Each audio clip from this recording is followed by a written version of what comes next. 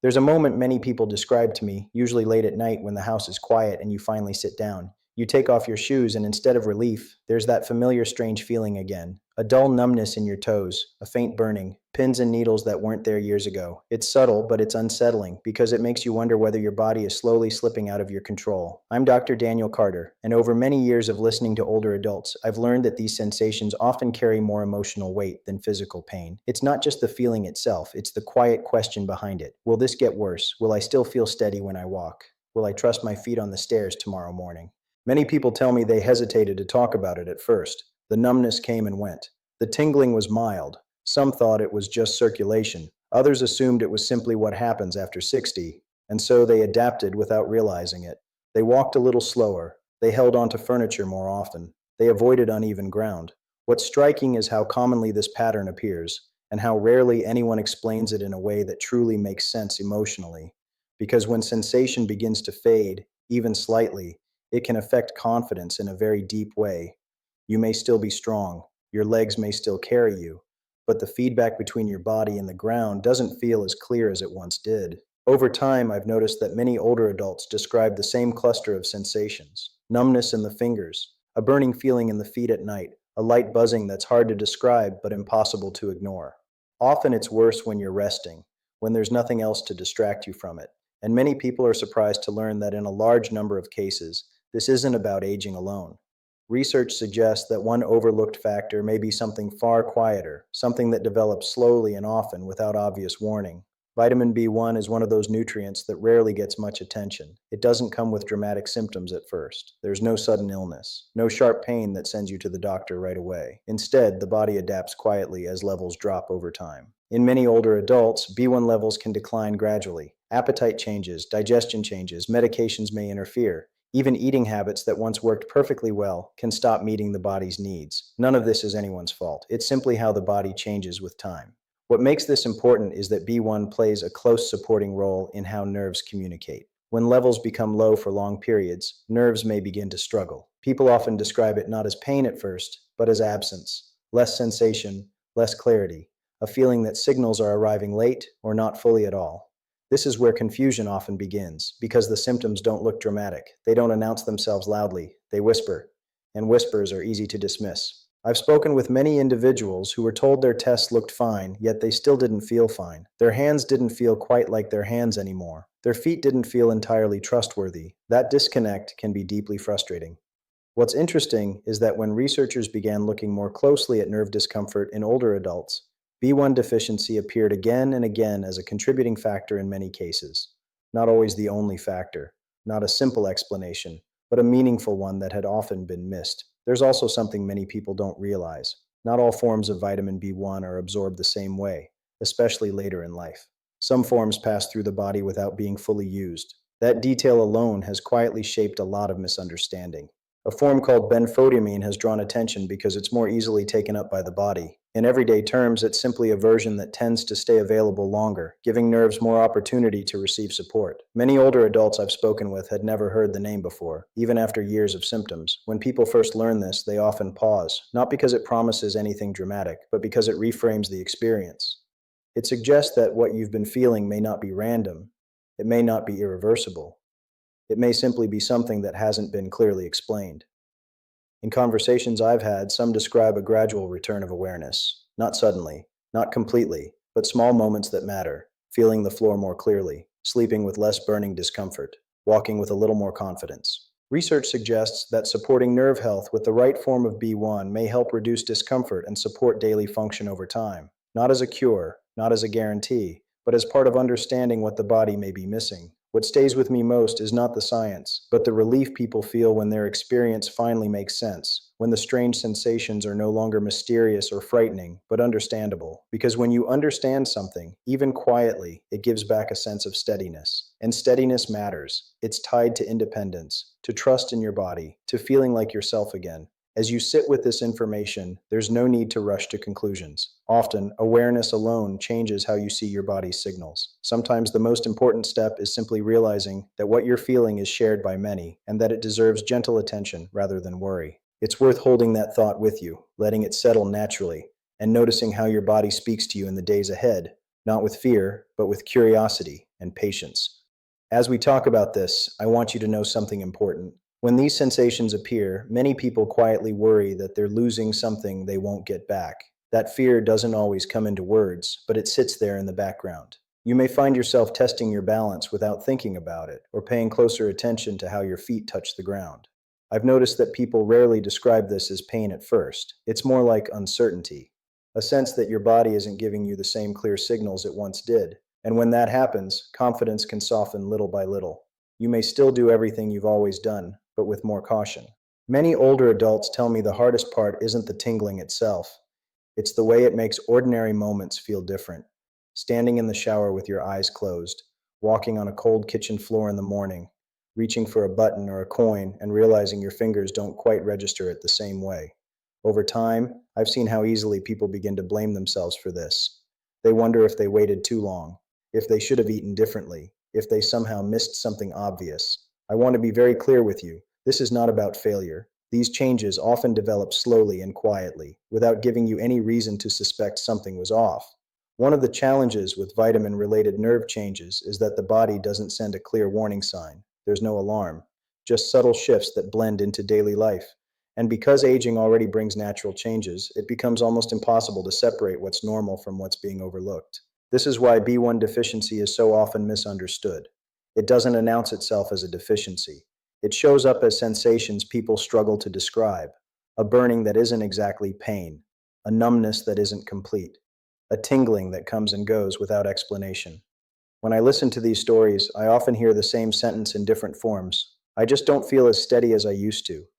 That single feeling can influence so many choices: where you walk, how fast you move, whether you feel comfortable going out alone.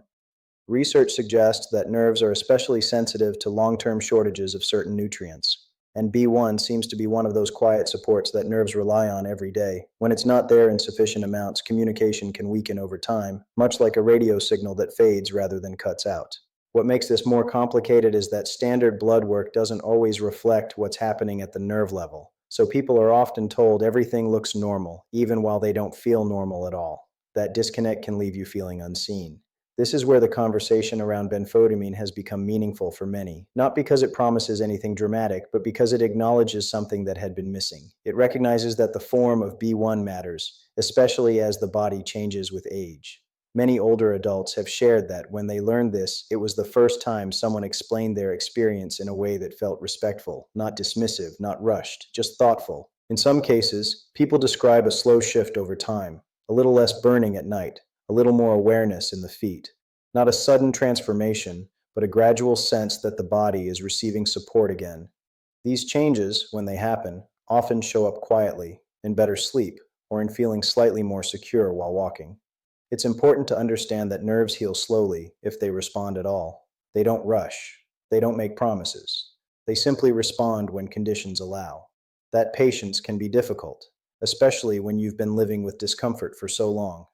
What I find most meaningful is how people's relationship with their body changes. Instead of feeling betrayed by it, they begin to see it as asking for something gently.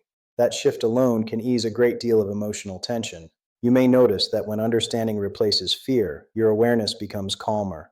You start paying attention without bracing yourself. You listen without assuming the worst. That emotional steadiness matters just as much as physical sensation. None of this means something has gone wrong beyond repair, and it doesn't mean improvement is guaranteed either. It simply means that what you're experiencing has a context, one shared by many others who never realized they weren't alone. As you sit with this, it's okay if questions come up. It's okay if you reflect on when these sensations first appeared, or how they've changed over time. There's no need to judge those memories. They're simply part of your story. Sometimes the most powerful thing is recognizing that your body has been trying to communicate quietly, not to frighten you, but to be understood. And understanding often begins not with action, but with gentle awareness that stays with you long after the conversation ends. There's something else I've noticed over the years, and it's often harder to put into words. When sensation begins to change, people don't just feel it in their hands or feet. They feel it in how they move through the world. A small hesitation before stepping off a curb, a brief pause before turning quickly. These moments are subtle, but they carry meaning. Many older adults tell me they've become more careful without realizing when it started, not because they feel weak, but because they no longer fully trust what their body is telling them. that loss of trust can quietly reshape daily life. What's rarely talked about is how emotionally tiring that can be. Always paying attention, always checking in with your footing, always adjusting. Over time, that constant awareness can wear on you, even if the physical sensation itself isn't severe. When nerves aren't communicating clearly, the brain works harder to compensate. You may feel more mentally fatigued at the end of the day. You might notice you prefer sitting sooner, not from weakness, but from the effort of staying balanced and attentive. In many conversations, people say they assumed this was simply aging. They accepted it without question. And in truth, aging does bring change, but it doesn't mean every change should be ignored or dismissed. Research suggests that when nerve support improves, even slightly, people often describe more than physical comfort. They describe emotional relief, a sense of ease returning to movements that had started to feel uncertain. This is why the discussion around nerve health matters so much. Not because it's about eliminating discomfort, but because it's about preserving confidence. Confidence in standing, in walking, in reaching, in being present in your own body. Benphotiamine continues to appear in these discussions because of how gently it works within the body. Many older adults describe it not as something they feel, but as something they stop noticing. Less distraction, less nighttime discomfort pulling their attention away. When nerves are irritated, they tend to demand attention. When they're calmer, life feels quieter. That quiet can be deeply comforting. It's also important to remember that nerve changes rarely happen overnight, and they rarely resolve overnight either. Progress, when it occurs, tends to be slow and uneven. Good days, neutral days, sometimes days that feel the same. That unpredictability can be frustrating, but it's also normal. What stands out to me is how people respond emotionally once they understand this. They stop scanning their body for signs of decline. They stop assuming every sensation means something is worsening. Instead, they begin observing with patience. That patience can restore a surprising amount of peace. When fear softens, muscles relax, sleep improves. The nervous system itself becomes less tense. Everything is connected in quiet ways. I often remind people that nerve discomfort doesn't define who you are. It doesn't erase your strength, your experience, or your independence. It's simply one signal among many, not the full story of your health. Some people tell me that even knowing there may be a nutritional component brings a sense of dignity back to the experience. It frames the issue as support rather than damage, as something that deserves care rather than resignation.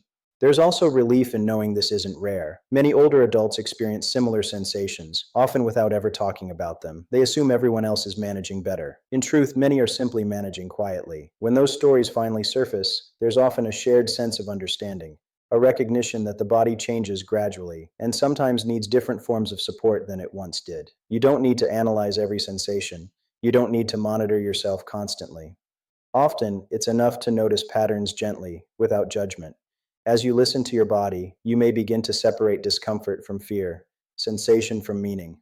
That distinction can be powerful. It allows you to stay present without being overwhelmed. In that space, where awareness replaces worry, many people rediscover a steadiness they thought they had lost. Not perfect, not permanent, but enough to feel grounded again. And sometimes, that quiet grounding is exactly what allows the body to respond in its own time, without pressure, without urgency, simply supported and understood.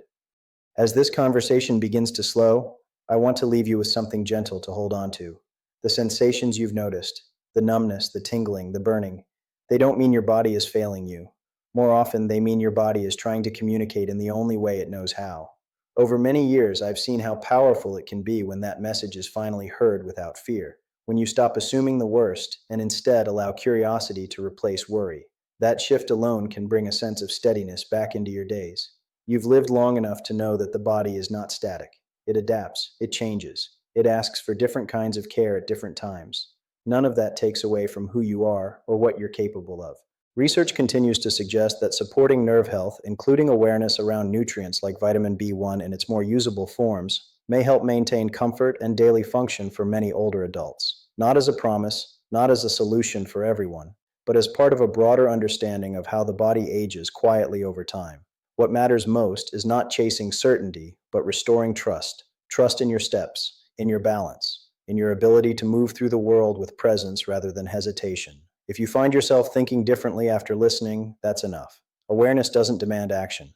It simply opens space for better questions, calmer conversations, and more compassionate listening. both to your body and to yourself. You don't need to rush toward answers. You don't need to label every sensation. Sometimes it's enough to know that what you're feeling has been felt by many others and that it deserves patience rather than worry. As you go on with your day, perhaps you'll notice your movements a little more kindly, the way your feet meet the ground, the way your hands rest, not to judge them, but to acknowledge them. That kind of quiet attention can change how you experience your body over time. Not dramatically, not suddenly, but gently, in ways that support confidence, independence, and peace of mind. And if this conversation stays with you later, even briefly, let it be as reassurance that understanding often begins softly and that your body is still very much a part of you, worthy of care, respect, and calm attention.